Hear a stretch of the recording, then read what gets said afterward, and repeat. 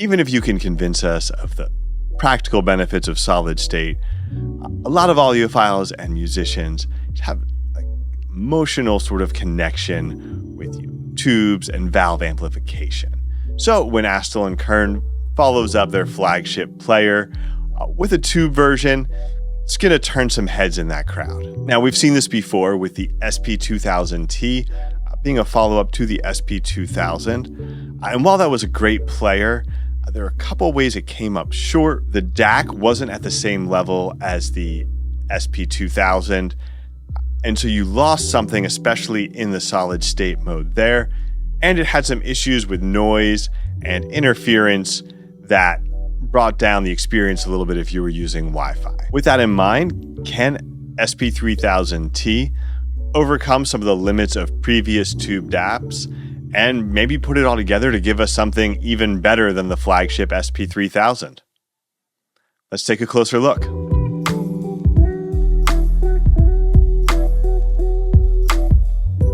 When people say Astell&Kern has the best build quality in the business, SP3000T is the kind of thing they're talking about.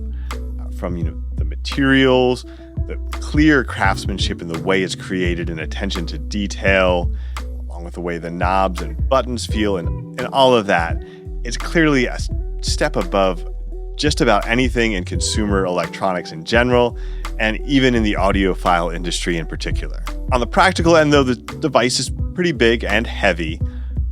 If you put the case on it, it's not going to be a great fit in a lot of pants pockets. And if you're wearing sweatpants or joggers, you're going to want to watch out because the weight of that might just end up pantsing you while you're walking with it. So be careful there. And I should add, I'm not a huge fan of the color on the case.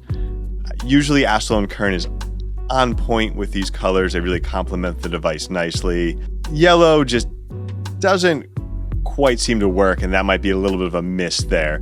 But there are other case options available. In terms of specs, SP3000T has a 5.5-inch 1080p display.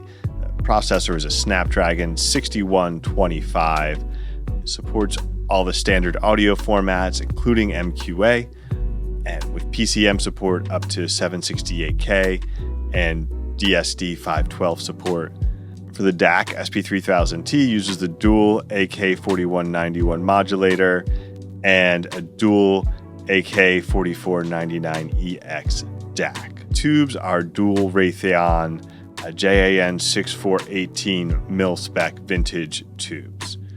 For outputs, you have a 3.5 millimeter unbalanced with a maximum 3.3 VRMS output. And for balanced, you have 2.5 and 4.4 millimeter with a 6.3 VRMS max output. The expected battery life is about 10 hours, and the internal storage is 256 gigs with support for micro SD cards up to 1 terabyte. And for Bluetooth, you get Bluetooth 5 with support for AAC, aptX HD, LDAC, and other standard codecs. SP3000T's interface and general features are the same as SP3000.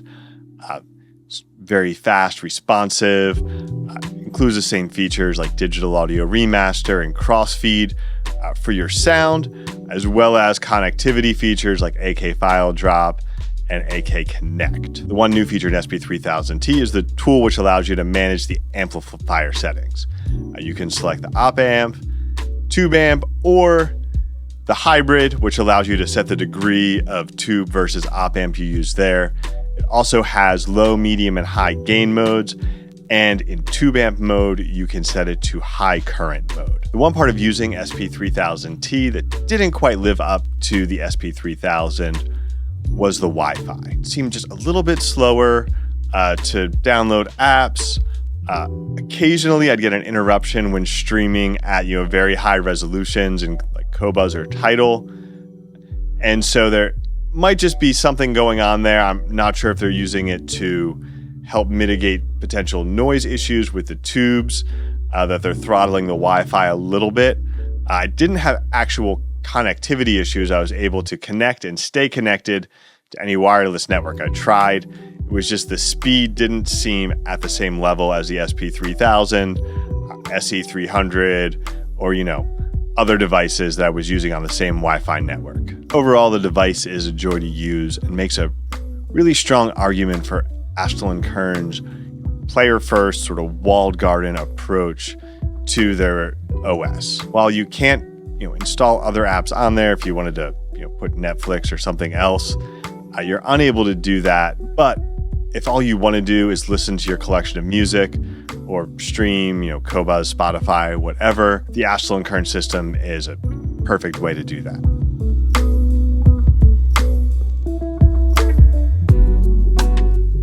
In terms of sound, SP3000T has two core options that sort of need to be evaluated separately.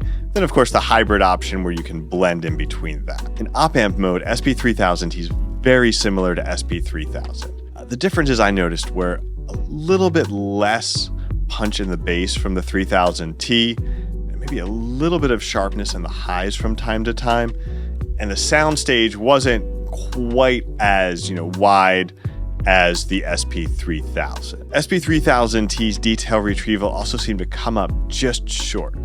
It's not the kind of difference you're going to notice in regular listening, but if you're sitting there trying to find the difference, to hear that tiny bit of breath that's missing in one place or the other, that very subtle vibrato, in a layered part, something like that.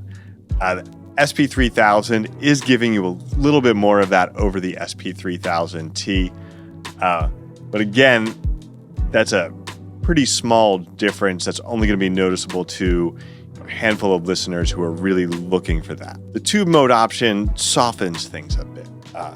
It rolls those highs off just a little bit, takes away any kind of sharpness up there, brings back some of that mid bass, a little bit more warmth general than the SP3000. And while it does seem to maybe narrow the soundstage a little bit, really enhances certain aspects of the imaging, particularly with vocals. Vocals just feel very well separated. They feel intimate. They feel warm, but also very clear.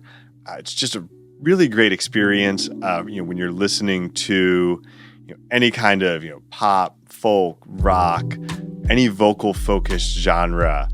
SP3000T just gives you a great experience with that. And again, you can dial it in a little bit with that hybrid mode, things like the vocals, the warmth, the more relaxed feeling that you're willing to get up to maybe squeeze a little more width out of the sound stage, or just a tiny bit more present in the treble, without using the EQ, of course, you could use to do that.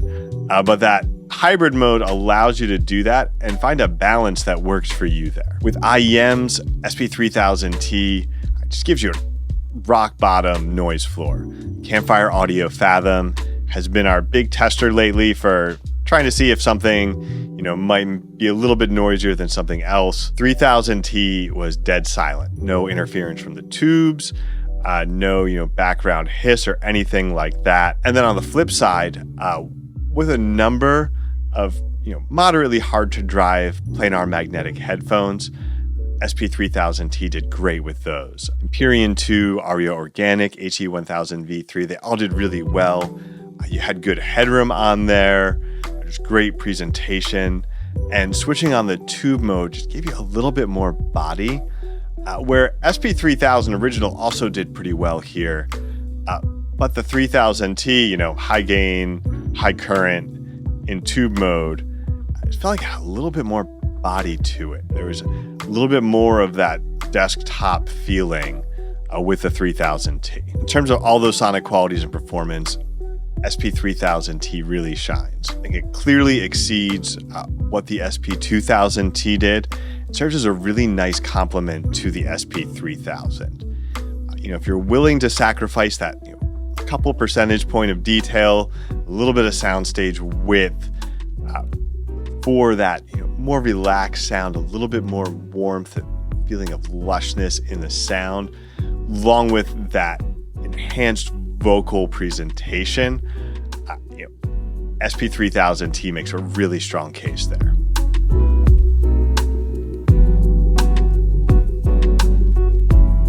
So what's the bottom line? device. The build and design, just the feeling of using the device is great. UI and interface as well, just continues on what Astell&Kern has built there with improvements to their UI.